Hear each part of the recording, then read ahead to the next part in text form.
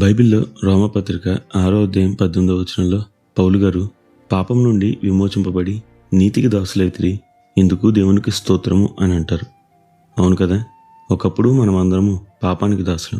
కానీ దేవుని మహాకృప, ఆయన మనల్ని పాపం నుండి విమోచించాడు. అయితే మీరు దేవునికి లోబడుతున్నారా? అన్ని విషయాల్లో ఆయన చిత్త ప్రకారమే జీవిస్తున్నారా? అయితే వినండి, ఈరోజు దేవుడు మీతోనే మాట్లాడుతున్నాడు. మరి ఈ రోజును దేవుని వాక్య ధ్యానంతో ప్రారంభిద్దామా?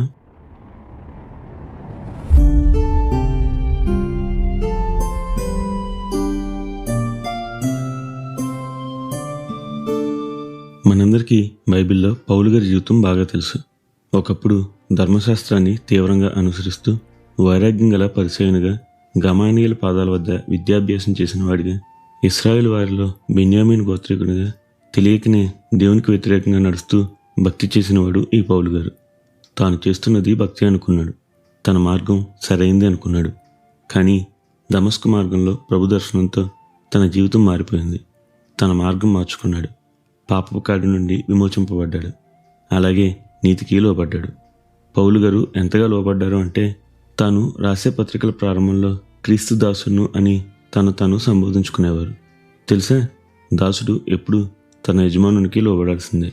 తనకంటూ ఇష్టాయిష్టాలు ఉన్నా, తనకంటూ ఓ చిత్తం ఉన్నా, తనను తాను తృణీకరించుకుంటూ యజమానునికి లోబడేవాడే దాసుడు. అందుకే పౌలు గారు తను క్రీస్తు దాసుడును అని చెప్పుకునేవారు. అయితే చాలామంది క్రైస్తవులు అని పిలువబడేవారు పాపం నుంచి విమోచింపబడుతున్నారు, కానీ నీతికి దాసులు కావడం లేదు. ఇంకా స్వచిత్తం, సొంత మార్గాలు అనుసరిస్తూ దేవునికి దూరమైపోయేవారుగా ఉన్నారు. అందుకే జ్ఞాపకం పెట్టుకోండి, పాపం నుంచి విమోచింపబడిన మనం నీతికి దాసులు కావాలి. మన ఇష్టం కాదు, మన చిత్తం కాదు, దేవుని చిత్తానికి లోబడాలి.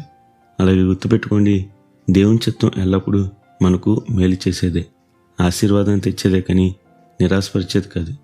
మరి ఎందుకని ఆయన చిత్తానికి మన జీవితాలు అప్పగించుకోకూడదు? అట్టి గొప్ప ధన్యత దేవుడు మనందరికీ దయచేయను గాక. నిత్యం ఘనత, మహిమ, ప్రభావములు యేసుక్రీస్తు నామానికే కలుగును గాక. ఆమెన్. హల్లెలూయా.